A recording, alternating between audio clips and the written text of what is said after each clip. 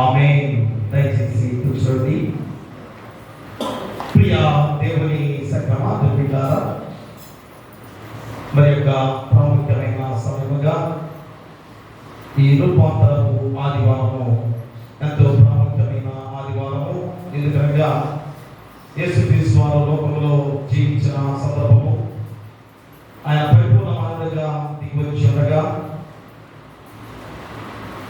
మరి ఆయనలో తండ్రి అయిన దేవాది దేవుని యొక్క రూపము ఉన్నది, అది మరుగు చేయబడింది అనేది మరి శిష్యులందరూ కూడా కళ్ళారా చూసిన గొప్ప క్షణము. హెర్మోన్ కొండపై ఆ గొప్ప మహిమ రూపాన్ని చూసిన గొప్ప సందర్భము. అదే ఈరోజు ప్రభుని రూపాంతరపు ఆదివారముగా ఈరోజు మనందరం కూడా ధ్యానం చేసుకుంటూ ఉన్నాం. మరి ప్రత్యేకమైన ఈ లేఖన భాగాలలో మరి యెషయా ప్రవక్త ద్వారా 61వ అధ్యాయంలో మనకు సెలవిచ్చిన మాటలు చాలా ప్రాముఖ్యమైన మాటలుగా తెలియజేస్తూ ఆయన రక్షణ వస్త్రాన్ని మనకు ధరింపజేసే దేవుడుగా ఉన్నాడు. కాబట్టి మనందరం కూడా దేవుని మహిమను గురించిన జ్ఞానాన్ని తెలుసుకునే వారిగా ఉండాలి అని యెషయా ప్రవక్త ద్వారా సెలవిచ్చిన గొప్ప మాటలు మరి యెషయా ప్రవక్త ద్వారా మనకి సెలవిచ్చిన సందర్భం.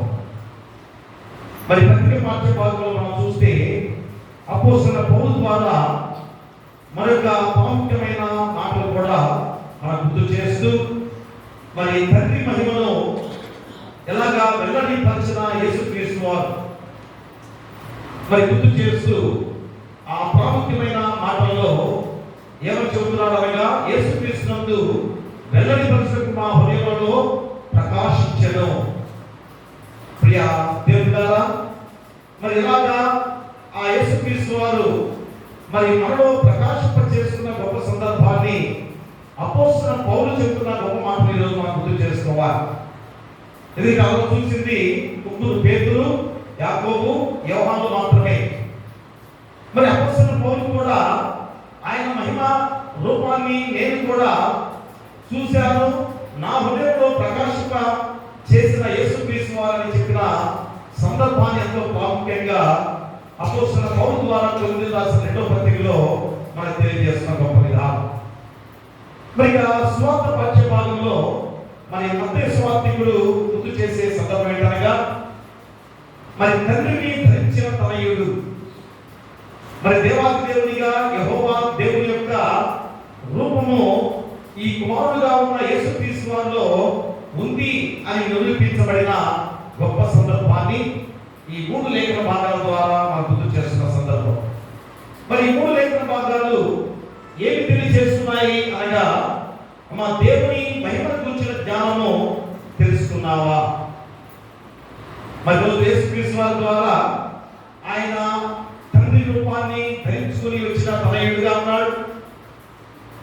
మరి ఇతను ఆ యేసుక్రీస్తు వారిని ఏ విధంగా నా హృదయంలో ప్రకాశించిన సందర్భాన్ని అపోస్తలుడైన పౌలు గుర్తు చేస్తున్నాడు.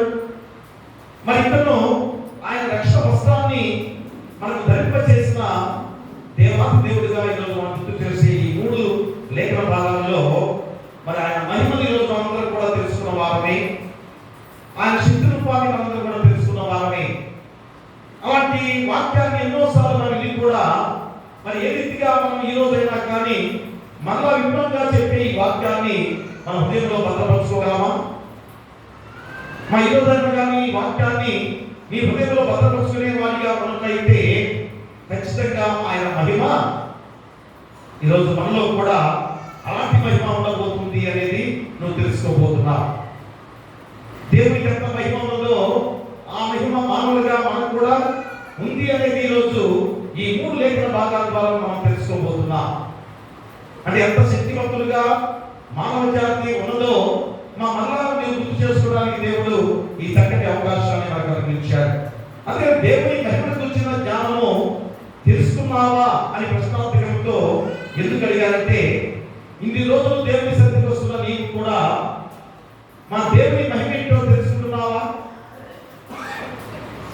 దేవుని మహిమ గురించి తెలుసుకుని ఆ మహిమ నాలో ఉంది అని గుర్తిరిగావా?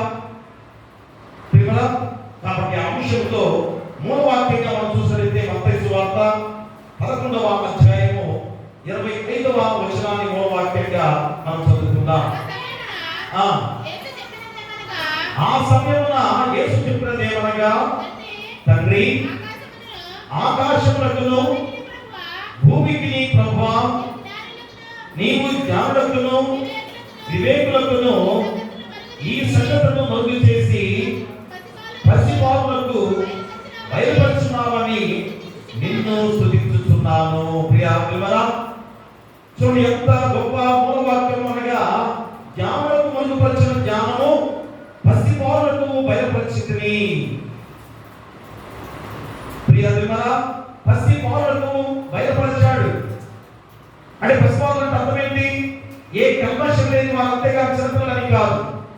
మన చిన్నపిల్లలు దేవుని వాక్యం అవసరమని అంతకుముందు మనం వాక్యంలో చెప్తున్నాం కదా.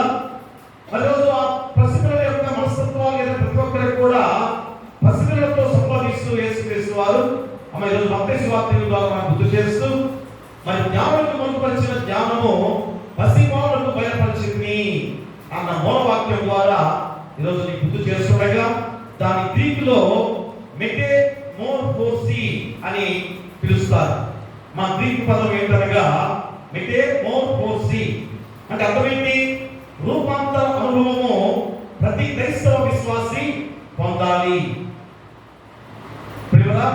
రూపాంతర అనుభవం ప్రతి క్రైస్తవ విశ్వాసి పొందాలి. ఎందుకని యేసుక్రీస్తు వారు ఆ హెర్మోన్ కొండపై అసలు రూపాన్ని ఎందుకు చూపించాడు?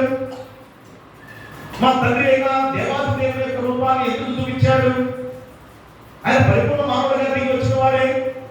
కానీ ఆ తండ్రి రూపాన్ని మరుపరుచుకొని మనతో సమానుభవంగా జీవించడానికి ఈ లోకానికి వచ్చిన యేసుక్రీస్తు వారు మరి అంత గొప్ప మహిమను చూసి కూడా, అంత శక్తి రూపాన్ని చూసి కూడా ఈరోజు మనతో ఏ విధంగా ఆయన సహవాసం చేశాడో, మనతో ఎలాంటి మా బంధాన్ని కలిగి ఉన్నాడో మనం గుర్తు చేసుకుంటే ఈరోజు మనందరూ కూడా కన్నీరు కాల్చాల్సిన సమయం, మనం దుఃఖించాల్సిన సమయం. ఎందుకని మా యేసుక్రీస్తు వారు అంత గొప్ప దేవాది దేవుడే మన మధ్య నివసించాడంటే సంతోషపడాల్సిన విధానంలో ఉండకుండా మా ఎందుకు దుఃఖపడాలి? ఎందుకు దుఃఖపడాలి అనగా, మనము కృతజ్ఞ వారిగా జీవించాము. మా ఆయన మనలో నివసించినప్పుడు, మనతో సహవాసం చేసినప్పుడు ఎవరు కూడా గుర్తించిన వారిగా జీవించిన హృదయాలు మానవ జాతి యొక్క హృదయాలు. అందుకనే ఇప్పుడైనా కన్నీళ్లు కారుస్తూ, అయ్యో నా దేవుడు నా దగ్గర నివసించాడా అన్న విధానంలో మనందరం కూడా ఆ మహాత్యాన్ని వల్ల మనందరం గుర్తు చేసుకొని మన జీవితాన్ని మార్చుకోవాల్సిన బాధ్యతని ఈరోజు గుర్తు చేస్తున్నాడు. అందుకని ఇప్పుడు రూపాంతరంగా అర్థం ఏంటి? మా రూపమును మార్చుకునుట. రూపాంతరం అర్థం ఏంటి? రూపమును మార్చుకునుట లేదా అసలు రూపమును చూపించుట అని అర్థం. ప్రేమ రూపాన్ని మార్చుకునుట లేక అసలు రూపాన్ని చూపించుట. అసలు రూపము ఉంది కానీ మరి వేరే రూపంతో వచ్చిన యేసుక్రీస్తు వారు అసలు రూపాన్ని చూపించిన సందర్భాన్ని ఈరోజు మనం గుర్తు చేస్తున్నామనగా, ఎంత గొప్ప రోజు ఈరోజు ఆ రూపాంతర ఆదివారంలో ఈ వాక్యాన్ని మాత్రం కూడా గుర్తు చేసుకుంటున్నాం. అంటే రూపాంతరం అనగా బాహ్య రూపాన్ని మార్చుట కాదు, మన యొక్క బాహ్య రూపాన్ని మార్చుట. ఎందుకంటే ఈ మధ్య చాలా మంది మేకప్ మ్యాన్ ఉన్నారు కదా, రూపాన్ని ఎదుపారితే మార్చగలరు. మన రూపాన్ని ఏ రూపంలో మార్చాలన్నా మార్చగలరు కదా. సైతాన్ రూపం మార్చాలన్నా మార్చగలరు. అదే దేవదూతగా యేసుక్రీస్తు వారిగా రూపాన్ని మార్చగలమన్నా మార్చుతారు కదా. ఆ బాహ్య రూపాన్ని గురించి కాదు, మన రూపం మార్చుకున్నటువంటి అర్థం ఏంటి? బాహ్య రూపాన్ని గురించి కాదు, ఆకార పరివర్తన కాదు అని కూడా గుర్తు చేస్తున్నాడు. మన యొక్క ఆకారం యొక్క పరివర్తన గురించి కూడా కాదు, జీవితమే పరివర్తన చెందాలి అని గుర్తు చేస్తున్నాడు. మరి జీవితమే పరివర్తన చెందాలంటే అర్థం ఏంటి? నీలో ఉన్న గుణాలు, మరి నీలో ఉన్న గుణాలు ఎలాంటి గుణాలుగా ఉండాలి? సద్గుణాలుగా ఉండాలి అని గుర్తు చేస్తున్నాడు. మా మంచి జీవితాన్ని కొనసాగించుకునే గుణంతో ఉండాలని గుర్తు చేస్తున్నాడు. అందుకనే మా జీవితమే పరివర్తన చెందాలి అని ఆ రూపాంతరం అనే పదానికి అర్థాన్ని ఈరోజు మనకు తెలియజేసే గొప్ప సందర్భం. అంతేగాని బాహ్య రూపాన్ని మార్చుకోవడం కాదు అని మళ్ళా గుర్తు చేస్తున్నాడు. అందుకని ఔన్నత్యం ఉన్నట్లుగా రూపాంతరం చెందాలి, ఉన్నత స్థితికి పొందుకునే వాడిగా ఆ రూపాన్ని మార్చుకోవాల్సిన స్థితి రోజు మళ్ళా గుర్తు చేస్తున్నాడు. మన నీచ స్థితి నుండి ఉచ్చ స్థితికి, అధమ స్థితి నుండి ఉత్తమ స్థితికి, పాపం నుండి పవిత్రతకు రూపాంతరం చెందాలి. ప్రేమరా అంటే మానవ జాతిగా ఈ రోజు మనందరూ కూడా ఎంత గొప్ప శక్తి మహిమ రూపాన్ని పొందుకుని ఉన్నాం. దేవుని ప్రాణవాయువులు మనకు ఉండాలంటే అర్థమేంటి? ఆయన మహిమ రూపం మనలో లేదా? ఆయన శక్తి సామర్థ్యాలు మనలో లేదా? ఉన్నాయి. కానీ మనందరం కూడా అపవాది వారసులుగా మార్చబడ్డాం. అపవాది యొక్క క్రియల ద్వారా అపవాది యొక్క మార్గంలో నడుచున్నాం కనుక అపవాది యొక్క రూపాన్ని దాచుకుని ఉన్నాం. అంటే నీచ స్థితికి దిగజారిపోయి ఉన్నాం. మన నీచ స్థితి నుంచి మనం ఏం చేయాలి? ఉచ్చ స్థితికి మార్చబడాలి. మా అధమ స్థితి నుండి ఉత్తమ స్థితికి మార్చబడాలి. పాపం నుండి పవిత్రతకు మార్చబడాలి. అది ఈరోజు ప్రాముఖ్యంగా గుర్తు చేసే సందర్భం. చూడండి, రోమపత్రిక 12వ అధ్యాయాన్ని ఒకసారి చూడండి. రోమపత్రిక 12వ అధ్యాయంలో 2వ వచనాన్ని చదవండి. మీరు ఈ లోక మర్యాదను అనుసరింపక ఉత్తమమును అనుకూలమును సంపూర్ణమై ఉన్న దేవుని చిత్తమేదో పరీక్షించి తెలుసుకున్నట్లు మీ మనస్సు మారి నూతనమవుట వలన రూపాంతరము పొందుడి.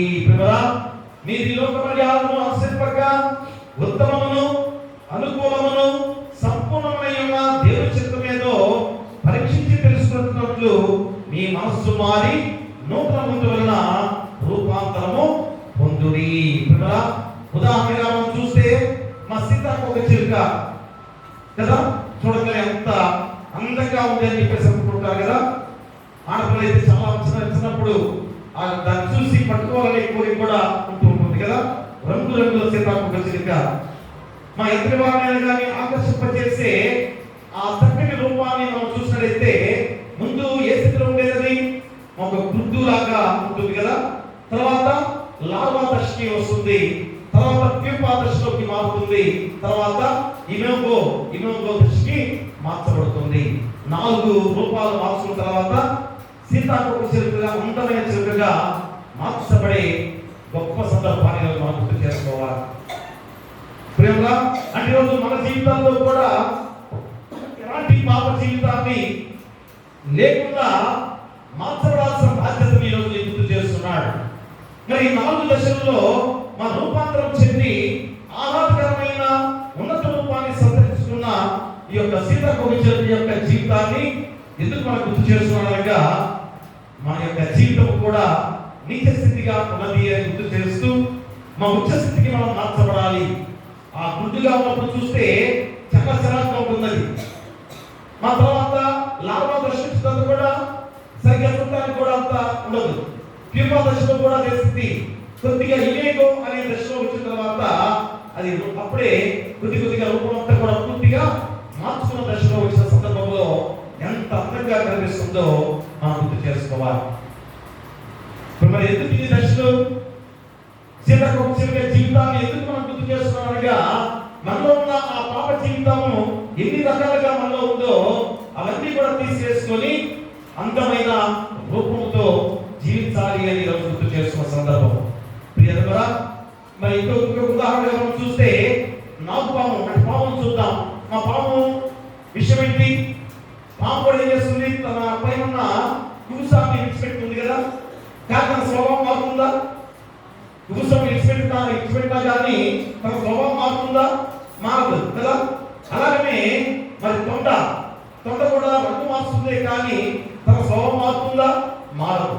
మరి ఇందులో మరి ఆ వేషాలు మార్చుతా మన జీవితాల్లో, మనం నాటకాల్లో చాలా మంది కూడా వేషాలు మారుస్తుంటారు. కానీ వారి స్వభావం మారుతుందా? ఉదాహరణకి అంటే నేను చెబుతాను, నేను చూసిన సందర్భంలో కాటికాపరి నాటిక సత్యచంద్ర మా దాంట్లో ఒక అతను ఫస్ట్ ఒక వేషం వేస్తారు. అతనే ఒకడే ఫస్ట్ రాజులాగా వేసేస్తాడు, తర్వాత కాటికాపరిగా భయంకరమైన ఉత్తుక రూపంతో ఉంటాడు. తర్వాత మళ్ళా అయిపోతే ఏం చేస్తాడు, అవన్నీ కూడా తీసేస్తాడు. కానీ అతని అసలు రూపం ఏంటి, ఫుల్లుగా తాగి పడిపోయి ఉంటాడు. తెల్లారి ఒకసారి మా ఫుల్లు తాగేసి అసలు నాటి కూడా మా ఊళ్ళో జరిగితే జనంలో చెప్పుకుంటారు, అసలు ఇంకా నాటి కూడా వేయకుండా ఎక్కడ మోహం పడిపోయేవారట. దాని ప్రకారం మీకు అక్కడ ఉంటే వాళ్ళు వచ్చి ఆ నాటి వేశారని చెప్పారు. అంటే అసలైన రూపం ఏంటి అతన్ని, మా పాప స్వభావంతో ఏ రూపంలో ఉన్నారో చూసారా. మరి ఎన్ని వేషాలు మార్చినా కానీ అసలైన రూపం మారిందా లేదు ప్రియ. అందుకనే సీతాకోచరికి అలా కాదు, ఇక పరిపూర్ణంగా రంగుల వలయంగా ఎంత చక్కటి రంగులతో కూడిన తన జీవితాన్ని మనం చూపిస్తున్న గొప్ప విధానంలో మా మనుషులు కూడా మరి ఎలాంటి స్థితిలో ఈరోజు లోకంలో ఉన్నారో చాలా జాగ్రత్తగా ఆలోచన చేయాలి.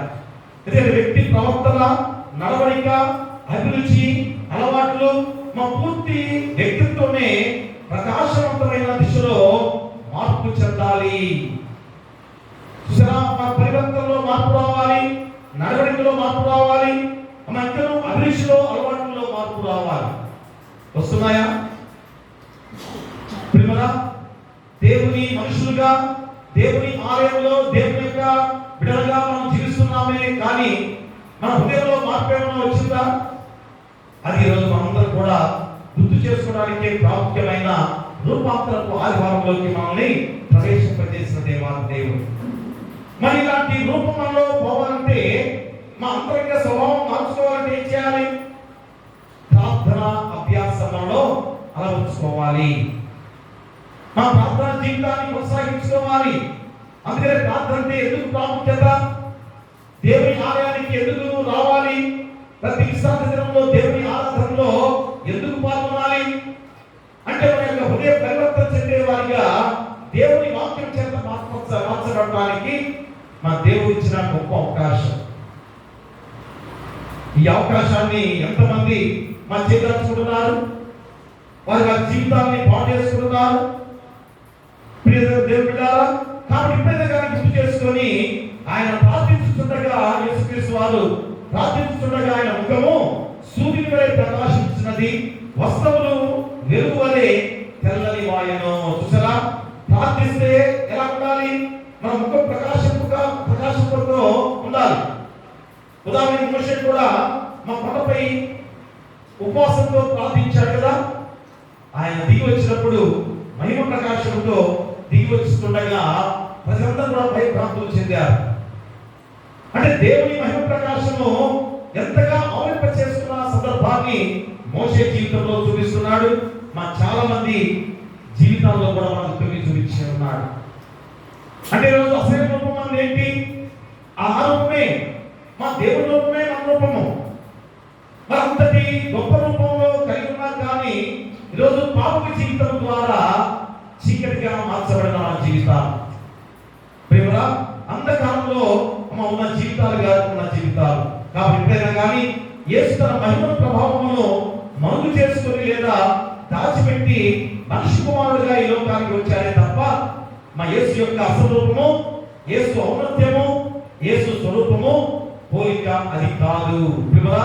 దేవాది దేవుని యొక్క రూపమే యేసుక్రీస్తు వారిలో ఉంది. ఎందుకు వచ్చాడు?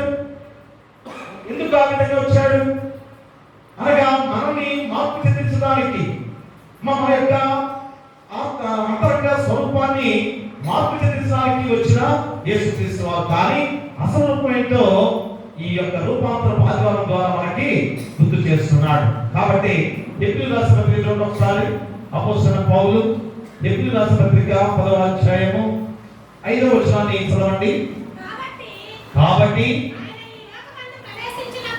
ఆయన ఈ లోకమందు ప్రవేశించున్నప్పుడు ఇలాగూ చెప్పుచున్నాడు, మరియు అర్పణయు నీవు కోరలేదు, కానీ నాకొక శరీరమును అమర్చితివి. ప్రియా దేవుడారా, ఆయన ఈ లోకమందు ప్రవేశిస్తున్నప్పుడు ఇలాగూ చెప్పుచున్నాడు, మరియు అర్పణయు నీవు కోరలేదు, కానీ నాకు ఒక శరీరమును అమర్చితివి. ఒక శరీరాన్ని ఎలాగ అమర్చి యేసుక్రీస్తు వారిని లోకానికి పంపించిన దేవాది దేవుడిగా ఉన్న యెహోవా దేవుడి. కాబట్టి దేవుడా, మరి కొంతమంది పండితులు ఈ రూపాంతర అనుభవాన్ని తాబోరు కొండ అని కూడా గుర్తు చేస్తున్నారు.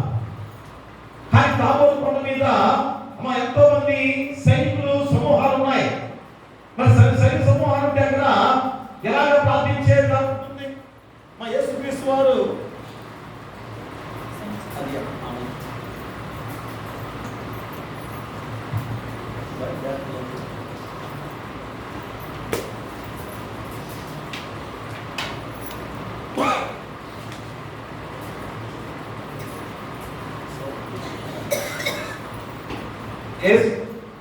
యేసుక్రీస్తు వారు ఆ కొండపై ప్రార్థించాలంటే ఏ విధంగా ప్రార్థించగలడు?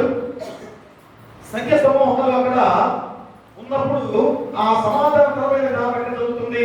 అందుకనే ఆ తాబోరు కొండ కాదు, అది హెర్మోను కొండగా చాలా మంది కూడా పండితులు మనం గుర్తు చేసిన సందర్భం. హెర్మోను కొండపై జరిగిన ఆ సన్నివేశము రాత్రి సమయంలో జరిగినట్టు కూడా మనం గుర్తు చేస్తున్నారు.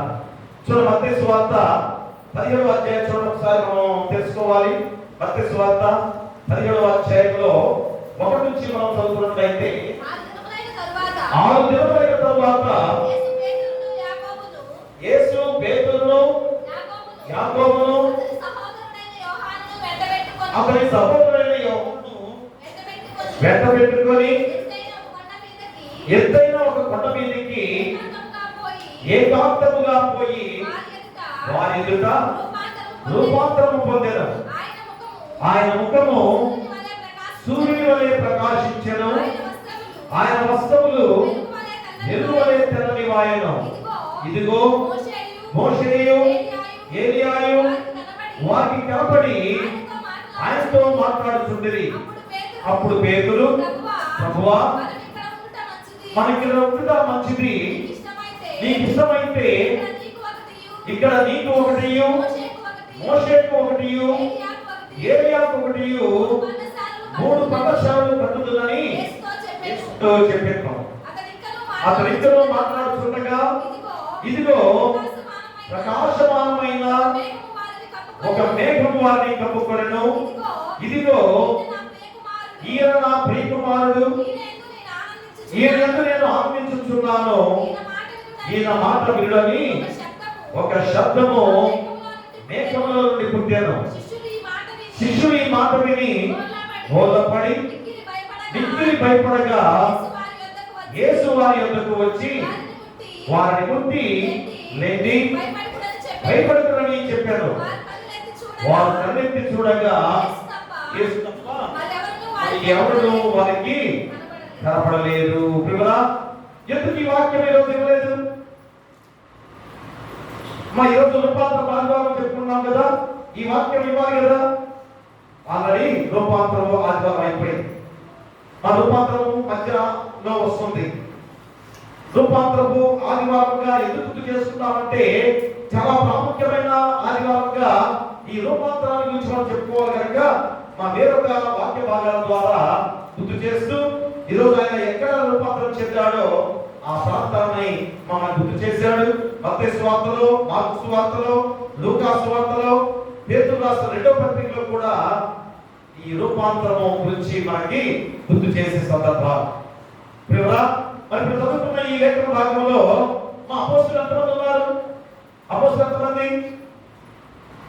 శిష్యులు ఎంతమంది? చెప్పండి. అపోస్తలులు ఎంతమంది? అది చెప్పలేకపోయారు. శిష్యులు ఎంతమంది? 12 మంది కదా. వారే అపోస్తలులు, వారే శిష్యులుగా మనం పిలవబడుతున్నారు కదా. మరి 12 మంది శిష్యులు ఉండగా మరి ఆ 12 మంది శిష్యుల్ని ఎందుకు పిలవలేదు? ముగ్గురిని పిలిచారు. ఎవరిని? పేతురుని, యోహానుని, యాకోబుని. ముగ్గురిని ఎందుకు పిలిచాడు? ఒక్కసారి మీరందరూ కూడా ఆలోచన చేసుకోవాలి. ప్రియరా, ఈ యొక్క లేఖన భాగాలు పూర్తయ్యేసరికి ఈ ముగ్గురిని ఎందుకు పిలవగలిగాడో అందరూ కూడా ఒకసారి ఆలోచన చేసుకోవాలి. కాబట్టి ఇక్కడ ఈ ముగ్గురిని ఎందుకు పిలిచాడో అందరూ ఆలోచన చేసుకుని చివరిలో ఎందుకు వారిని పిలిచాడో మనం గుర్తు చేసుకుందాం. మరి ఇక్కడ 2వ విషయం ఏంటంటే దాంట్లో రూపాంతరంలో తన మహిమను గురించిన జ్ఞానము మా హృదయంలో ప్రకాశించను అనే అనుభవము ఆ ముగ్గురితో కూడా మా పౌలు కూడా వివరించడం అనేది ప్రత్యేకమైన వాక్యం. ఈరోజు కొరింథీయులకు రాసిన 2వ పత్రికలో ఏమని చెప్తున్నాడు? మహిమను రూపాంతరంలో తన మహిమను కూర్చిన జ్ఞానము మా హృదయంలో ప్రకాశించను అనే అనుభవంతో ఆ ముగ్గురితో కూడా పౌలు కూడా వివరించిన ప్రత్యేకమైన అంశంగా ఈరోజు మనం చూస్తున్నాం. అంటే ముగ్గురిలో పేరు ప్రస్తావిస్తూ ఆయన మహాత్మ్యమును మేము కూడా కన్నులారా చూచాము అనగలిగిన సందర్భంలో మరి పౌలు కూడా ఆ రీతిగానే గుర్తు చేస్తున్నాడు. ఎందుకని మా దమస్కు మార్గంలో వెళ్తుండగా, దమస్కు మార్గంలో పౌలు వెళ్తున్నప్పుడు, సౌలుగా ఉన్నప్పుడు ఆ దమస్కు మార్గంలో వెళ్తున్నప్పుడు ఏమైంది? ఆకాశం నుండి ఒక గొప్ప వెలుగు చూచిన సందర్భం. అంటే యేసుక్రీస్తు వారిని స్వయంగా చూశాడు. ఆయన ఎలాంటి మహిమతో ఉన్నాడు? శక్తివంతమైన మహిమలో కనిపించాడు అపోస్తలుడైన పౌలు. అందుకని అపోస్తలుడైన పౌలు చెప్తున్నాడు ఏమని? మా హృదయంలో యేసుక్రీస్తు వారు ప్రకాశించను అని గుర్తు చేస్తున్నాడు. అంటే ఆయన ఎంత గొప్ప శక్తివంతమైన దేవుడిగా ఉన్నాడో తెలియజేస్తున్నాడు. అదే ఇక్కడ కొరింథీయులకు రాసిన 2వ పత్రికలో 12వ అధ్యాయము ఒక్కసారి 2 వచనాలు చదువుకున్న తర్వాత ఆ 12వ అధ్యాయంతో కూడా మీరు ఇంటి దగ్గర చదువుకోండి. ఆ యొక్క పౌలు ఎందుకు చెప్పాల్సి వచ్చిందో, ఎందుకు అనాల్సి వచ్చిందో ఆ కొరింథీయులకు రాసిన 2వ పత్రిక 12వ అధ్యాయంలో గుర్తు చేస్తున్నాడు. చూడండి, ఒక 2 వచనాలు చదవండి. అతిశయపడటకు తగదు, కానీ అతిశయపడవలసి వచ్చినది ప్రభు దర్శనములను గూర్చియు ప్రత్యక్షతలను గూర్చియు చెప్పుదును. క్రీస్తునందున్న ఒక మనుషుని నేను ఎరుగుదును. అతడు 14 సంవత్సరముల కిందట 3వ ఆకాశములకు కొనిపోబడెను. అతడు శరీరముతో కొనిపోబడెను నేను ఎరుగుదును. శరీరము లేక కొనిపోబడెను నేను ఎరుగుదును. అది దేవునికే తెలియను. అట్టి మనుషుని నేను ఎరుగుదును. అతడు పరదేశంలోనికి కొనిపోబడి ఉచిత సత్యము కాని మాటలు వినను. ఆ మాటలు మనుషుడు పలకకూడదు. అతడు శరీరముతో కొనిపోబడెను, శరీరం లేక కొనిపోబడెను నేను ఎరుగుదును. అది దేవునికే తెలియను. ఆ 12వ అధ్యాయంలో కూడా మీరు చదువుకుంటే మా అపోస్తలుడైన పౌలు ఎందుకు ఈరోజు యేసుక్రీస్తు వారు నా హృదయంలో ప్రకాశించను అని ఎందుకు గుర్తు చేశాడో ఆ 12వ అధ్యాయంలో మనందరం కూడా గుర్తు చేసే గొప్ప సందర్భం. కాబట్టి ఈ 12వ అధ్యాయంలో ఈ గొప్ప సత్యాన్ని మనకి అపోస్తలుడైన పౌలు ద్వారా తెలియజేస్తూ మా మహిమను గురించిన జ్ఞానము పసిబిడ్డలకు అనుగ్రహించబడటం అనేది స్తుతికి కారణమైన గొప్ప సందర్భం. మహిమను గురించిన జ్ఞానము పసిబిడ్డలకు అనుగ్రహించబడటం అంటే అర్థం ఏంటి? మా పసిబిడ్డలు అంటే అర్థం ఏంటి? ఏ కపటము లేనివారు, ఏ కల్మషము లేనివారు. అలాంటి హృదయాలు కలిగిన వారందరూ కూడా పసిబిడ్డలే, మా దేవునికి పసిబిడ్డలే ప్రియుడా. కాబట్టి ఈరోజు దేవుని మహిమను గురించిన జ్ఞానము తెలుసుకున్నావా? ఎందుకింత బోధ్యాన్ని చెప్పేవనగా, ఎందుకింత పరిచయాన్ని నీకు గుర్తు చేసేవనగా, ఈరోజు రూపాంతర కొండపై యేసుక్రీస్తు వారు అసలు రూపాన్ని చూపించాడు కనుక మరి ఇంత బోధ్యాత్మకంగా చెప్పాల్సిన పరిస్థితి అవసరమైంది. కాబట్టి ఈరోజు అసలు రూపం ఏంటి? మా దేవాది దేవుని యొక్క రూపమే. అలాంటి యెహోవా దేవుడు మానవుడిగా ఆదాము యొక్క నాసికారంధ్రాల్లో ఏముందాడు? ఏముందాడు? తన ప్రాణవాయువులు ఉదాడు. అంటే అర్థం ఏంటి? దేవునికి ఎంత శక్తి రూపం ఉందో మనుషులుగా మనకు కూడా అదే రూపం ఉంది. అలాంటి మహిమ శక్తి రూపం మనలో ఉంది. మరి రోజు మనం అలాగా అనుకోగలమా? అయ్యో నేను యెహోవా దేవునితో సమానం అనుకోగలమా? దేవునితో సహానుభవం చెప్పుకోగలమా? చిచి అని అనుకుంటాం కదా. అయ్యో దేవుడు ఎక్కడా, నేను ఎక్కడా?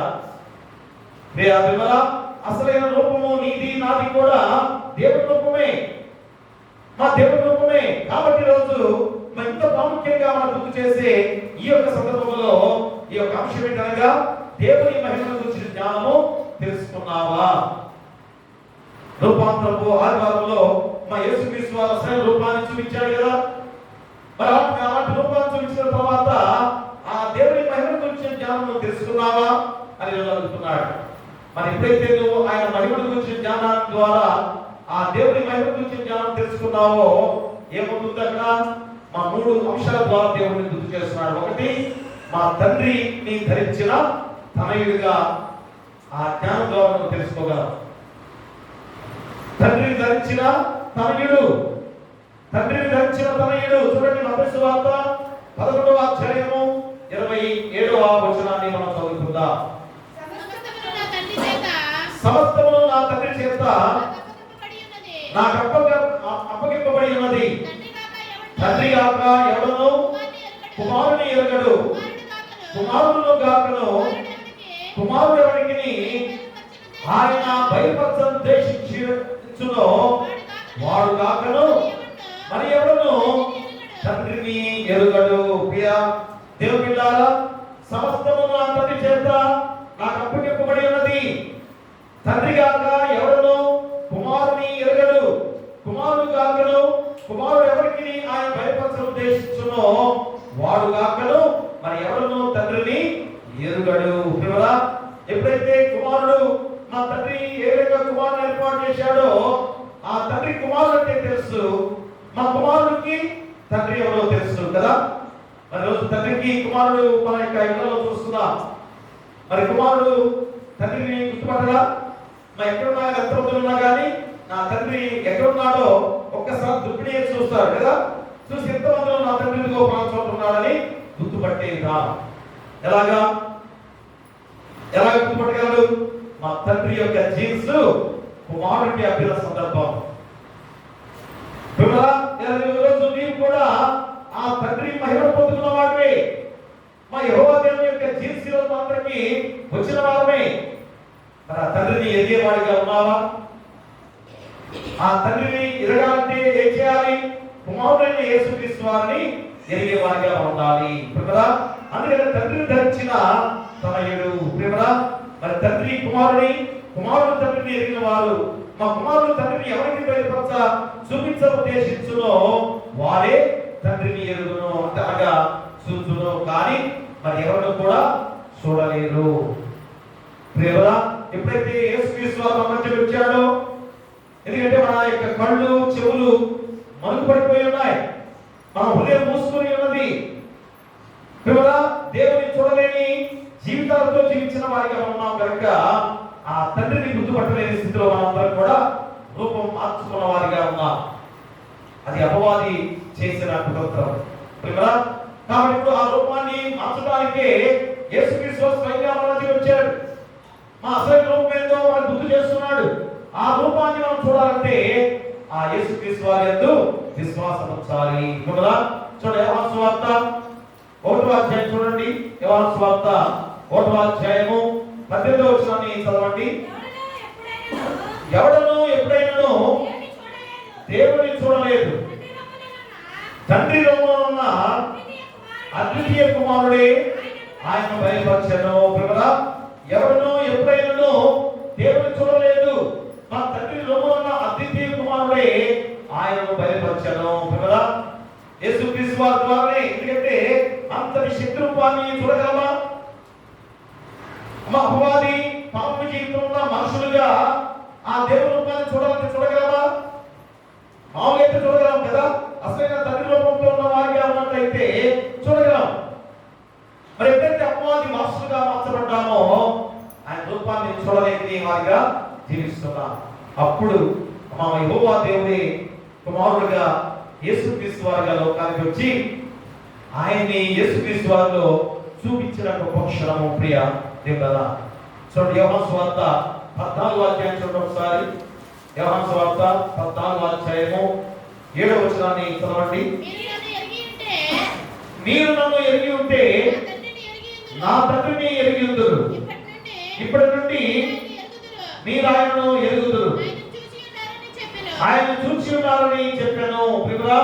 మీరు నన్ను ఎరిగి ఉంటే నా తండ్రిని ఎరిగి ఉందురు, ఇప్పటి నుండి మీరు ఆయనను ఎరుగుదురు, ఆయన చూసి ఉన్నారని మీతో చెప్పుచున్నాను. మనందరూ కూడా చూసిన వారమే.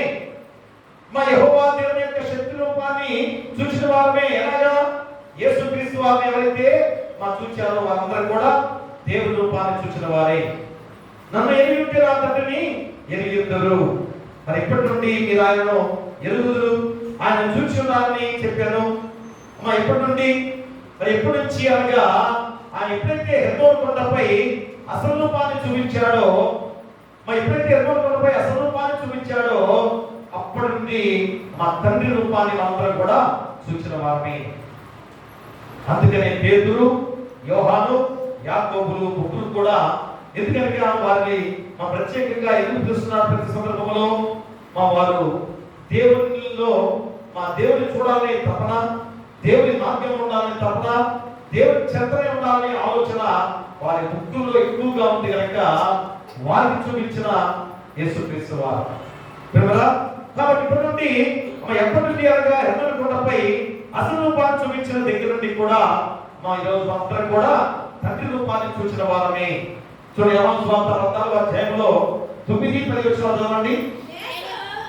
యేసు ఫిలిప్పు, నేను ఇంతకాలము నీ వద్ద ఉండినను నీవు నన్ను ఎరగవా? నన్ను చూచిన వాడు తండ్రిని చూసి ఉన్నాడు కనుక తండ్రిని మాకు కనపరచమని ఎలా చెప్పుచున్నావు? తండ్రి యందు నేను, నా యందు తండ్రి ఉన్నామని నువ్వు నమ్ముటలేదా? నేను నీతో చెప్పుచున్న మాటలు నాతో నేనే చెప్పుటలేదు. తండ్రి నా యందు నివసించుచు తన క్రియలు చేయించున్నాడు. ప్రియ దేవుడిలారా, చూడండి ఎంత ఖచ్చితంగా యేసుక్రీస్తు వారు ఫిలిప్పు అనే శిష్యుడికి ఏ రీతిగా చెబుతున్నాడు? మరి తండ్రిని చూసి ఉన్నావు. ఎలాగా? ప్రియుడా, నేను ఇంతకాలం నీ యొద్ద ఉండినను నీవు నన్ను ఎరుగవా? నన్ను చూసిన వాడు తండ్రిని చూసి ఉన్నాడు కనుక తండ్రిని మాకు కనపరచమని ఎలా చెప్పుచున్నావు? తండ్రి యందు నేను, నా యందు తండ్రి ఉన్నామని నువ్వు నమ్మటలేదా? నేను నీతో చెబుతున్న మాట నా అంతటా నేనే చెప్పుటలేదు. తండ్రి నా యందు నివసించుచు తన క్రియలు చేయించున్నాడు.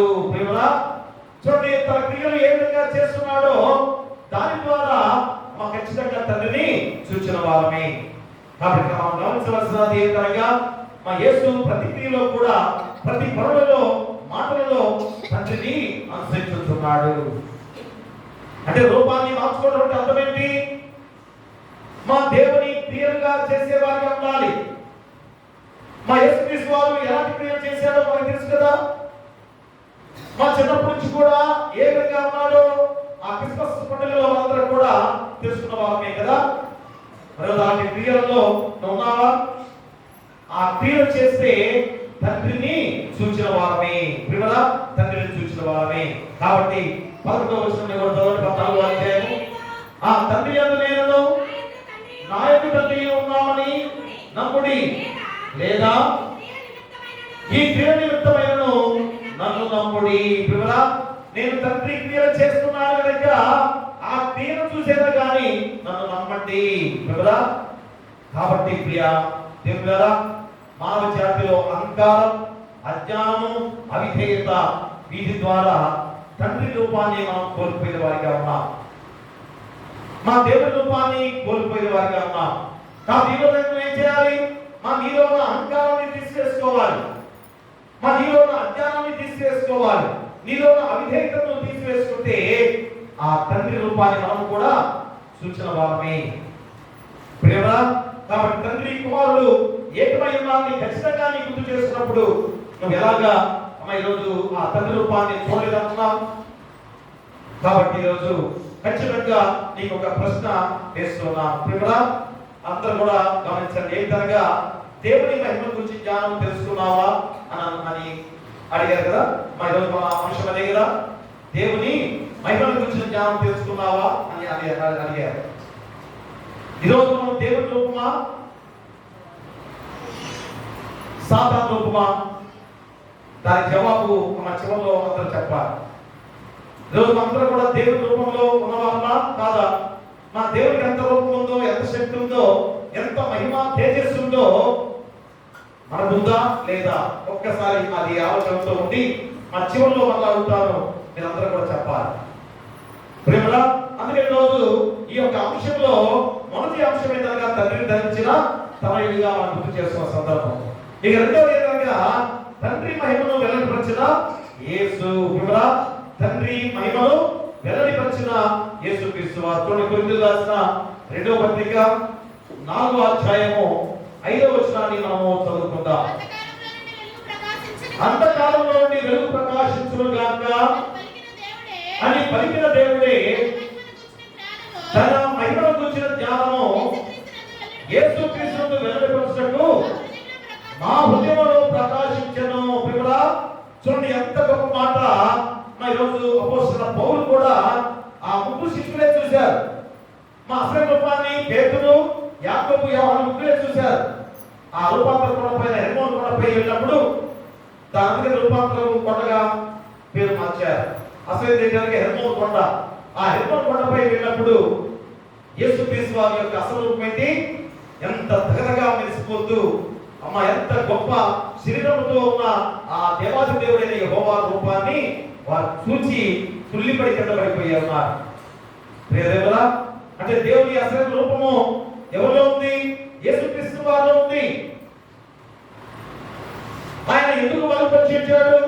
ఈరోజు మనందరూ కూడా ఆ మహిమను చూపించడానికి, ఆ మహిమ ద్వారా మనం కూడా ఆ మహిమలో ఉన్నామని తెలుసుకోవడానికి ఈరోజు ఆ యేసుక్రీస్తు వారు ఆ దేవుని మహిమను మనకి పొందుపరుచుకొని మన మధ్య వచ్చాడు. కాబట్టి ఈరోజు ఈ రెండో అంశం ద్వారా తండ్రి మహిమను వెల్లడిపరిచిన యేసుక్రీస్తు వారు తన మహిమను గురించిన జ్ఞానం యేసుక్రీస్తు నందు వెల్లడిపరిచాడు. అపోస్తలుడైన పౌలు మాకు ఖచ్చితంగా గుర్తు చేస్తున్నాడు. 4వ వచనంలో చదవండి ఒకసారి. 4వ వచనంలో ఏమన్నాడు?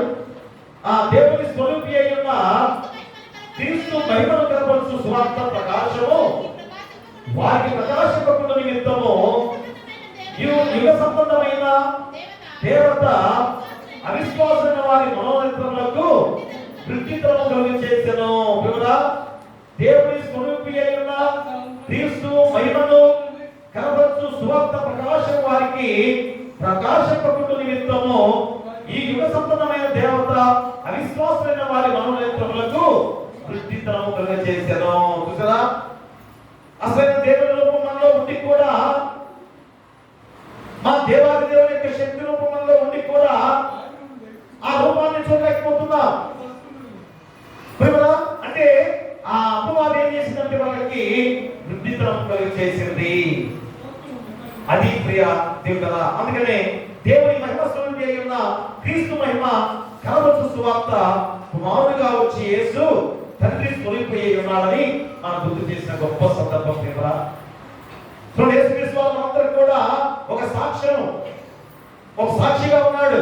ఆ సాక్షిగా ఆయన చెబుతున్నాడు యేసుక్రీస్తు వారిని. మా అపోస్తలుడైన పౌలు కూడా అదే గుర్తు చేస్తున్నాడు. ఆయన తండ్రి మహిమను వెల్లడిపరిచిన యేసుక్రీస్తు వారు. ఎందుకంటే దమస్కు మార్గంలో వెళ్తుండగా యేసుక్రీస్తు వారి అసలు రూపాన్ని చూశాడు. ఏంటి అసలు రూపం? దేవాది దేవుని యొక్క శక్తి రూపాన్ని అపోస్తలుడైన పౌలు కూడా చూసిన సందర్భం. అందుకనే నాలో యేసు ప్రకాశించాడు అని ఎంత గొప్ప మాట పలికిన గొప్ప సందర్భం. ప్రియులా అనగా తండ్రి మహిమ, తండ్రి ప్రభావము, తండ్రి ఉన్న ప్రతిది కూడా యేసు కలిగి ఉన్నాడు అని అపోస్తలుడైన పౌలు గుర్తెరిగిన సందర్భం. మరి రోజు మనం గుర్తెరిగామా? మా తండ్రి రూపం యేసులో ఉందని గుర్తెరిగిన వారిగా ఉన్నామా? కాబట్టి యేసుక్రీస్తు వారిని ఎవరైతే విశ్వాసం ఉంచుతారో తండ్రి యందు విశ్వాసం ఉంచిన వారిని. కాబట్టి యోహాను సువార్త 1వ అధ్యాయం చూడండి. యోహాను సువార్త 1వ అధ్యాయము 14వ వచనం చదవండి. 1వ అధ్యాయం 14వ వచనం. ఆ వాక్యం శరీరధారి అయి కృపాసత్య సంపూర్ణుడిగా మన మధ్య నివసించెను. తండ్రి వలన కలిగిన అద్వితీయ కుమారుని మహిమ వలె మనము ఆయన మహిమను కనుగొంటిమి. ఆ వాక్యము శరీరధారి అయి కృపాసత్య సంపూర్ణుడిగా మన మధ్య నివసించెను. తండ్రి వలన కలిగిన అద్వితీయ కుమారుని మహిమ వలె మనము ఆయన మహిమను కనుగొంటిమి. చూసారా, ఈరోజు మనందరం కూడా ఆయన మహిమను కలిగి ఉన్న వారమే. మా యెషయా గ్రంథం కూడా చూడండి ఒకసారి. యెషయా గ్రంథంలో 40వ అధ్యాయము 5వ వచనాన్ని చదవండి. ఆ యెహోవా మహిమ బయలుపరచబడెను, ఒకడును తప్పకుండా సర్వ శరీరులు దాన్ని చూచెదరు, ఇలాగున జరుగునని యెహోవా సెలవించి ఉన్నాడు. ప్రియరా, ముందుగానే లేఖనాన్ని తెలిపాడు దేవుడు, మా ఇష్టప్రవృత్తి ద్వారా తెలిపాడు. సర్వ శరీరులు కూడా ఆయన మహిమను కనుగొనెదరు, యెహోవా మహిమ బయలుపరచబడును, ఒకడు తప్పకుండా సర్వ శరీరులు దాన్ని చూచెదరు. చూసారా, ఈరోజు ఈ యొక్క లేఖన భాగం ద్వారా ఆయన శరీరాన్ని అందరం కూడా చూచిన వారమే, మా దేవుని మహిమ రూపాన్ని చూసిన వారమే. కాబట్టి ఈ ప్రవచన నెరవేర్పు ఎక్కడ చూసాం మనము? యేసుక్రీస్తు వారిలో చూసినాం అందరం కూడా. కాబట్టి మా యేసుక్రీస్తు వారు చెప్పిన ప్రతి కార్యంలో కూడా తన మహిమను ఎలాగా చూపించాడో, ఉదాహరణకి మార్కు సువార్త 5వ అధ్యాయము 26 నుంచి 34 వచనాల్లో ఎవరి నుంచి ఉన్నామో దాంట్లో మార్కు సువార్త 5వ అధ్యాయము 26 నుంచి 34 వచనాలు ఏముంది? ఎవరున్నారమ్మా? రక్తస్రావం కలిగిన స్త్రీ గురించి చెప్పబడిన సందర్భం కదా. అందరూ తెలుసు ఆ లేఖన భాగం మళ్ళా చదువుకుంటా ఉంటే టైం సరిపోదు కదా. మా రక్తస్రావం కలిగిన రోగి విషయంలో మా స్త్రీ ఎలాగా భయంకరమైన రక్తస్రావం జరుగుతుండగా ఎంతో మంది డాక్టర్లు చూపించింది, ఎంతో డబ్బులు వెచ్చించింది, అయినా కానీ ఆ డబ్బు తగ్గలేదు. మన స్త్రీలు మా ఆనాటి కాలంలో పురుషుల మధ్యకి అసలు వచ్చేవారు కాదు. మా పురుషులు అక్కడ ఉన్నారంటే వారి ఇంట్లోనే ఉండాల్సిన పరిస్థితుల్లో ఉన్న లోకం. అలాంటి సందర్భంలో కూడా మా యేసుక్రీస్తు వారు ఆ పురుషులందరూ కూడా గుమికూడి ఉండగా, అక్కడ బోధిస్తుండగా ఈమె గ్రహించింది, అయ్యో యేసుక్రీస్తు వారు అక్కడ ఉన్నాడు, మరి జబ్బు పోవాలంటే ఆయనతోనే పోవాలి అని ఎలాగ తెలుస్తుందో, మరి ఎలాగా ఇంతమంది పురుషులు ఉన్నారు, వారి మధ్యలో ఎలాగ పోవాలి? అసలే రక్తస్రావంతో భయంకరంగా ఉన్న స్థితి. ప్రేమలా అయినా కానీ తెగించిన స్త్రీగా అంటే అర్థమేంటి? మా తెగించిన స్త్రీ అంటే అర్థమేంటి? అక్కడ మా దేవుని ఖచ్చితంగా నేను పొందుకోవాలి, దేవుని దీవెనను పొందుకోవాలి, దేవుని నా హృదయంలోకి రప్పించుకోవాలని తెగింపు ఆవిడలో వచ్చింది కనుకనే, మా స్త్రీలో వచ్చింది కనుకనే మా సందులోంచి కాల సందులోంచి కూడా దూరి అయ్యో ఆయన వస్త్రపు చెక్కును పుట్టే చాలు అనుకొని దాక్కుని వెళ్ళిపోయి వస్త్రపు చెక్కును పట్టుకున్న సందర్భం. ఏమన్నప్పుడు యేసుక్రీస్తు వారు నన్ను ఎవరో తాకారు అని అన్న మాట ఒక్కసారి గుర్తు చేసుకోండి. ఆ మాట సరిగ్గా శిష్యులందరూ కూడా ఆశ్చర్యపోయారు, ఇదేంటి ఇంతమంది గుంపులుగా మీద పడుతుంటే నన్ను తాకారని ఎందుకు చెప్తున్నాడు ఇలా? మరి ఇంతమంది నిలబడుతున్నారు, మరి నన్ను తాకారని ఎందుకన్నాడు? ఆయన మహిమ, అమ్మ యేసుక్రీస్తు వారిలో ఉన్న మహిమ ఏ విధంగా వేరొక స్త్రీలో అనగా బిడ్డలోకి ఆ మహిమ వెళ్ళింది. ఆ మహిమ ప్రకాశమే ఆమె ఆరోగ్యాన్ని కట్టబడిన గొప్ప విధానం. ఆరోగ్యాన్ని కుదురుపరిచింది దేవుని మహిమ. మా యేసుక్రీస్తు వారి యొక్క మహిమ వెల్లడి అయింది అని తెలిసింది కనుక నాలోంచి మహిమ వెళ్ళిపోయింది. ఎవరు ఆయన తెలియదు కాదు. మా ఎందుకు అడిగారు యేసుక్రీస్తు వారు? ఆమె ఆహారంగా చెప్పాలి, ధైర్యంగా చెప్పాలి, ఆమె జరిగిన గొప్ప కార్యాల గురించి తెలియజేయాలని మా యేసుక్రీస్తు వారు ఎవరు నన్ను తాకారనిసరికి ఆమె గజగజ ఉడికిపోయింది. అయ్యో నన్ను అందరూ కూడా నిలదీస్తారేమో అని భయపడిపోయి ఉడుక్కుంటూ అయ్యా నేనే అనే సందర్భంలోనే ఆమె రక్తస్రావం కట్టబడింది. ఆమెలో మార్పు వచ్చింది. శక్తి రూపాన్ని ఆమెలో ఎంతో శక్తివంతమైన జీవితంతో నా దేవుడు నన్ను స్వస్థపరిచాడని తెలుసుకొని ఆయన ముందు పశ్చాత్తాపంతో కన్నీటితో వేడుకొని ఆ సందర్భంలో అమ్మా కుమారి నీ విశ్వాసము గొప్పదని యేసుక్రీస్తు వారి చేత పూరింపబడిన గొప్ప సందర్భం. ప్రియమల కాబట్టి రోజు ఆయనలో ఉన్న మహిమ ఏంటో నిరూపించాడా? ఆయనలో శక్తి ఏంటో నిరూపించాడా? మరి కాబట్టి ఈరోజు ఇన్ని సందర్భాల్లో కూడా యేసుక్రీస్తు వారిలో ఉన్న మహిమ ఎవరి మహిమది? యెహోవా దేవుని యొక్క మహిమే. కాబట్టి మహిమా స్వరూపుడు తన మహిమను మరుగుపరుచుకొని వచ్చాడు అనేది అందరూ కూడా గుర్తిరగాలి. ఆయా సందర్భాల్లో సమయాల్లో తన మహిమను ఎలాగా చూపించాడో మనందరం కూడా గుర్తు చేసే గొప్ప సందర్భం.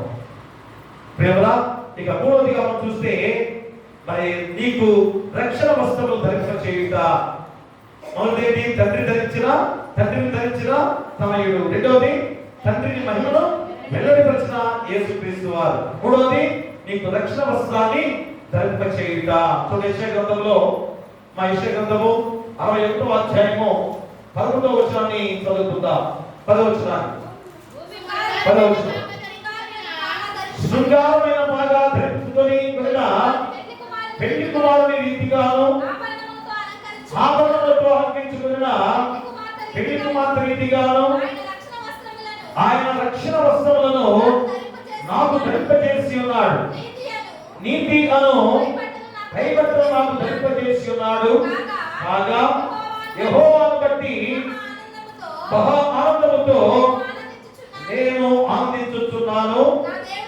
నా దేవుని బట్టి నా ఆత్మ ఉల్లసించుచున్నది. నీకు రక్షణ వస్త్రాన్ని ధరింపజేశాడు. మరి రక్షణ వస్త్రాన్ని ధరింపజేసిన తర్వాత నీ రూపాన్ని ఎందుకు మార్చుకోలేకపోయావు? మా అసలు రూపం ఏంటో ఇప్పుడైనా గుర్తు చేసుకున్నావా? దేవుని ప్రాణవాయువుని మనకు పూజాలంటే మనకి ఏ రూపం? దేవుని రూపమే కదా. మరి దేవుని రూపము ఎందుకు పోయింది? అపవాది మనల్ని ఆ రూపాన్ని మార్చింది కదా. ఆ రూపాన్ని తీసివేసి మళ్ళా అసలైన రూపానికి మార్చడానికే యేసుక్రీస్తు వారు శిలువపై బలియాగంగా అర్పించుకొని ఉన్నాడు. ప్రేమరా, బలియాగంగా అర్పించుకొని ఏం చేశాడు? తన పరిశుద్ధ రక్తంతో కడిగి రక్షణ వస్త్రాన్ని మనపై ధరింపజేశాడు. ఆ రక్షణ వస్త్రం ధరింపజేసుకున్న నీవు ఏ రూపంలో ఉండాలి? మా దేవుని రూపంలోనే ఉండాలి. ఎలాగా?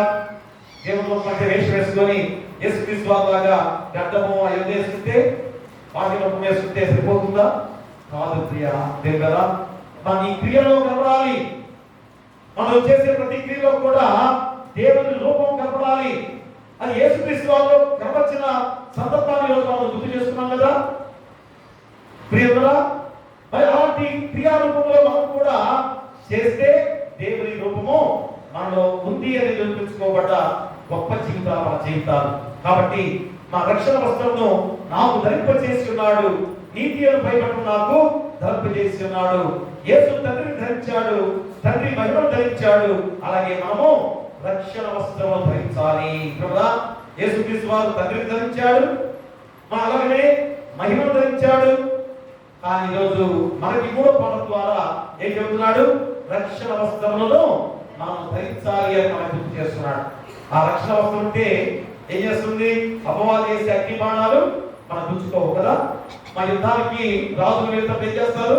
ఆ కవచకుండాలు ఇనుముతో తయారు చేసిన కవచాన్ని ధరించుకుంటారు. ఎందుకని? మా కత్తి కానీ బాణాలు కానీ వేస్తే గుచ్చుకోకుండా ఉండడానికి. అంతకన్నా శక్తివంతమైన రక్షణ వస్త్రాన్ని నీకు నాకు ధరింపజేసిన యేసుక్రీస్తు వారు. మన రక్షణ వస్త్రం నీకుందా ప్రియులారా? కాబట్టి ఈరోజు యేసు అనగా ఎవరు? మా యేసు అంటే అర్థం ఏంటి? మా రక్షకుడు. రక్షణ వస్త్రం అంటే అర్థం ఏంటి? మా రక్షకుడైన యేసుక్రీస్తు వారిని మనం ధరించుకోవడమే. ఆ యేసుక్రీస్తు వారిని ధరించుకోవడం. అందుకని రక్షణ వస్త్రము అనగా యేసును ధరించాలి. ఇది రూపాంతర అనుభవము. ఎవరైతే యేసుక్రీస్తు వారిని ధరించుకున్నారో వారికి రక్షణ వస్త్రము ఉంది. అంతేగాని రక్షణ పొందుతున్నామని పదే పదే మనం గుర్తు చేసుకుంటున్నాం కదా. మళ్ళీ ఒకసారి ఆలోచన చేయండి. మా రక్షణ వస్త్రం అంటే ఏమిటి? యేసు అనగా రక్షకుడు. ఆ రక్షకుడిని ఎవరైతే ధరించుకున్నారో, రక్షకుడు ఎలా ధరించుకుంటాం? ఆయన చేసే ప్రతిక్రియ మనం కూడా చేస్తే ఆ రక్షకుడు మనం ధరించుకున్నట్టే. అంటే రక్షణ వస్త్రము మనకు ఉన్నట్లే.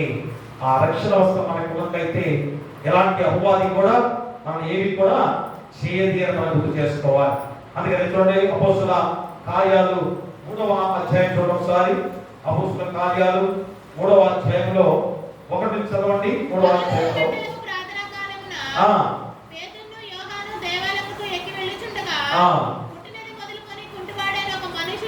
పగలు 3 గంటల ప్రార్థనా కాలమున పేతురు యోహాను దేవాలయానికి ఎక్కి వెళ్ళుచుండగా పుట్టినది మొదలుకొని గుడ్డివాడైన ఒక మనుషుడు మోసుకుని పోవచ్చుండెను.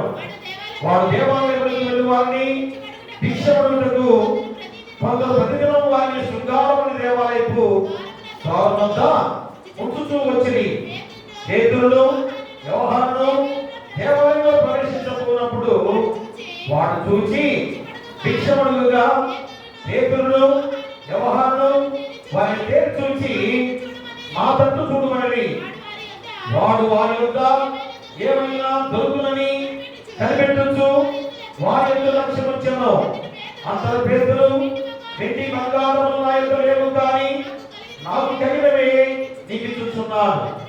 నజరైన యేసుక్రీస్తు నామమున నడువని చెప్పి వారి కుడి చేయి పట్టుకొని లేవనెత్తెను. వెంటనే వారి పాదములను చీలమండలములను బలం పొందెను. వాడు దిక్కున లేచి నడిచెను. నడుచుచు గంతులు వేయించు దేవుని స్తుతించుచు వారితో కూడా దేవాలయంలోనికి వెళ్ళాను. చూడండి ఎంత గొప్ప వాక్యం. ఈరోజు అపోస్తల కార్యాలు 3వ అధ్యాయంలో ఇదిగో ఈ యొక్క గుడ్డివాడిగా భిక్షకుడిగా ఉన్న వాడిని ఏ విధంగా నవలేడు కనుక కొంతమంది మోసుకొని తీసుకొచ్చి శృంగారపు దేవాలయం దగ్గర పెడుతూ ఉన్నారు. అతను బాగు చేయాలని వారికి కోరిక లేదు, కానీ అతని ద్వారా ఆ భిక్షముగా వచ్చే డబ్బును దోచుకోవడానికి అతను తీసుకొచ్చి పెడుతున్నారు.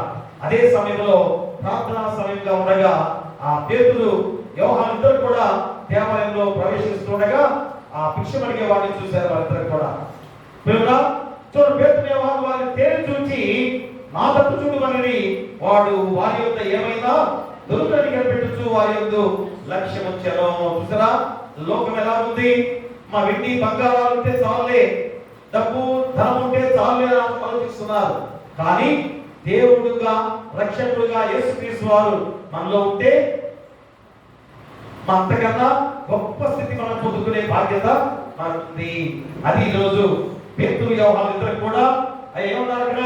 వెండి బంగారం నా దగ్గర లేవు, కానీ నాకు కలిగితే నీకు ఇస్తున్నాను. ఏమిటది? నజరేయుడైన యేసుక్రీస్తు నామమున నడువుము. యేసుక్రీస్తు నామం ఎంత గొప్పదో చూసారా? మా వారిద్దరు కూడా మరి ఆ గుడ్డివాడిని బాగుపరిచారు. లే నువ్వు నడువు అని చేతితో పట్టుకుని లేసరికి ఆ పాదములో ఉన్న నరాలు మొత్తం కూడా బలపడ్డాయి. నడిచాడు. నడిచిన తర్వాత గంతులు వేశాడు. గంతులు వేసినాడు. ఎక్కడికి వెళ్ళాడు? మళ్ళా ఇంటికి వెళ్ళిపోయి హ్యాపీగా నాకు నడక వచ్చిందని చెప్పేసి ఇంటికాడ కూర్చున్నాడా? కాదు. దేవాలయానికి వెళ్ళాడు. ఈరోజు ఎంతమంది స్వస్థ పొందుతున్నారు? ఎంతమంది స్వస్థ పొందుతున్నారు? దేవాలయం దగ్గరికి వస్తున్నారు. ప్రియరా ఒక్కసారి ఆలోచన చేయండి. మళ్ళా ఎందుకు జబ్బులు వస్తున్నాయో ఆలోచన చేయండి ప్రియరా. కాబట్టి ఎప్పుడైనా కానీ మన ఆలోచనలు ఎలాంటి స్థితిలో ఉన్నాయో ఆలోచన చేసుకుంటే ఇంకోటి 9వ అధ్యాయం చూడండి ఒకసారి. అపోస్తల కార్యాలు 9వ అధ్యాయం. సౌలు 1వ వచనం నుంచి సౌలు ఇంతలో ప్రభు యొక్క శిష్యులను బెదిరించుటయును హత్య చేయుటయును తనకు ప్రాణాధారమైనట్టు ప్రధాన యాజకుని ఎదురుకు వెళ్ళి ఈ మార్గమందున్న పురుషులైనను స్త్రీలైనను కనుగొని ఎడల వారిని బంధించి యెరూషలేముకు తీసుకుని వచ్చుటకు దమస్కులోని సమాజంలో వారికి పత్రికలను అడిగాను. అతను ప్రయాణం చేయించు దమస్కు దగ్గరకు వచ్చినప్పుడు అకస్మాత్తుగా ఆకాశం నుండి ఒక వెలుగు అతని చుట్టూ ప్రకాశించను. అప్పుడు అతడు నేల మీద పడి సౌలా సౌలా నీ వేదనను హింసించుచున్నావని తనతో ఒక స్వరంగా వినను. ప్రభువా నీవెవరని అడుగగా ఆయన నేను నీవు హింసించుచున్న యేసును. పిల్లలా అలాంటి సౌలు కూడా ఎలాంటి స్థితిలో ఉన్నవాడు?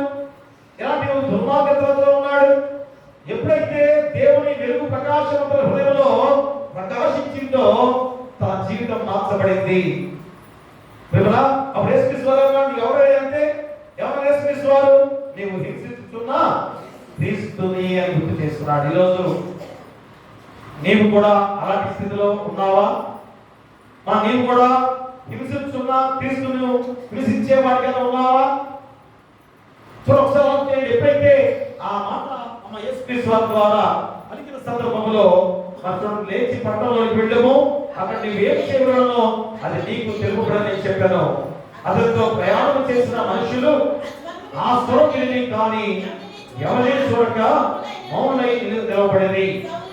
సౌలు నేల మీద పడి లేచి కన్నులు తెరిచిన ఏమీ చూడలేకపోయాను కనుక వారిని చేయి పట్టుకొని దాసులోకి నడిపించి అతను 3 దినములు చూపు లేక అన్నపానము లేని పుచ్చుకోకుండా ఉండెను.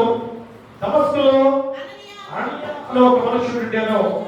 ప్రభు దర్శనమందు అననీయ అని అతన్ని పిలవగా అతడు ప్రభువా ఇదిగో నేను.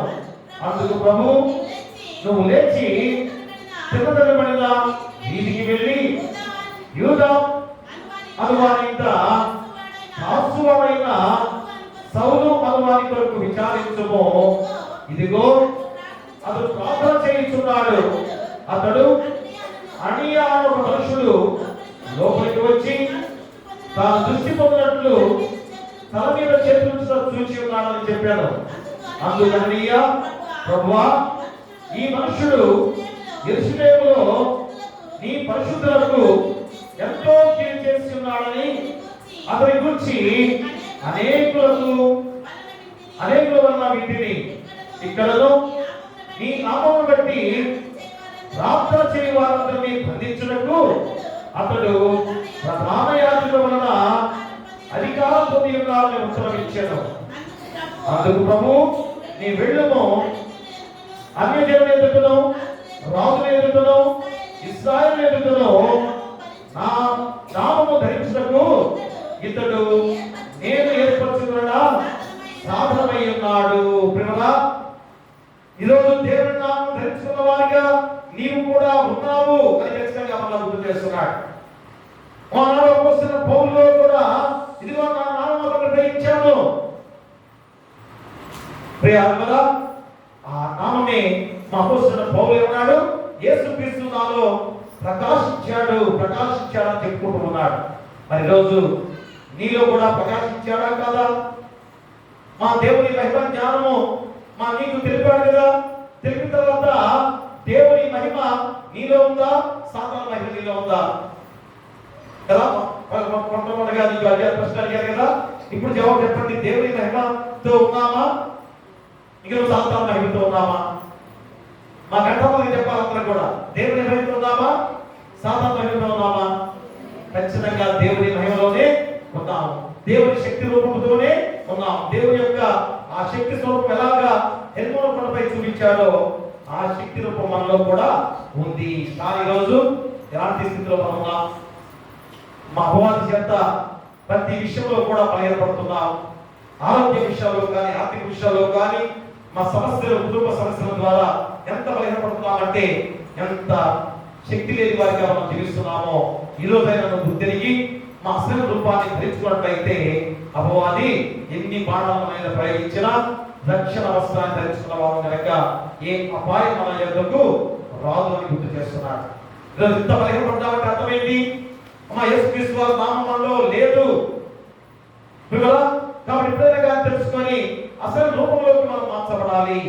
మా యేసుక్రీస్తు వారి రూపమే తండ్రి రూపము. కాబట్టి యేసుక్రీస్తు వారి రూపంలోకి మనం మార్చబడే వారిగా నీ క్రియ ఉండాలి. అప్పుడే మా దేవుని రూపము తండ్రి రూపంలో ఉంది అనడానికి నిదర్శనం. అలాంటి రూపముతో ఉన్నవారే పరలోక రాజ్యానికి వారసులు, వారే నిత్య రాజ్య వారసులుగా ఉండబోతారు.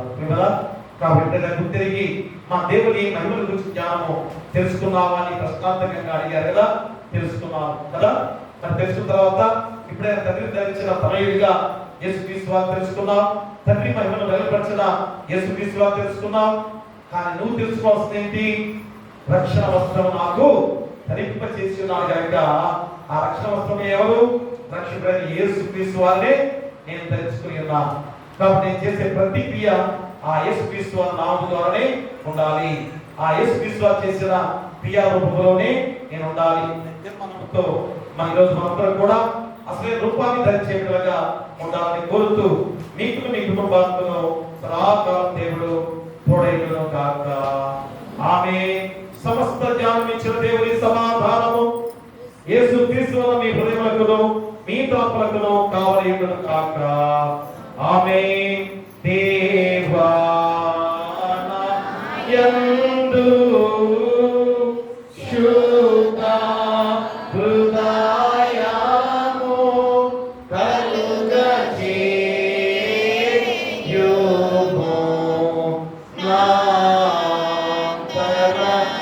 దినములో స్థిరమైన మనసును ధనముగా పుట్టించుము. నీ సన్నిధానములో నుండి నన్ను త్రోసి వేయకుము. నీ పరిశుద్ధాత్మను నా యొద్ద నుండి తీసివేయకుము. నీ రక్షణనందము నాకు మరలా పుట్టించుము. సమాధి గల కలుగ చేసి నన్ను దృఢపరచుము. దయచేసి కూర్చోండి. మా తుది కాంత ముప్పటి కాంత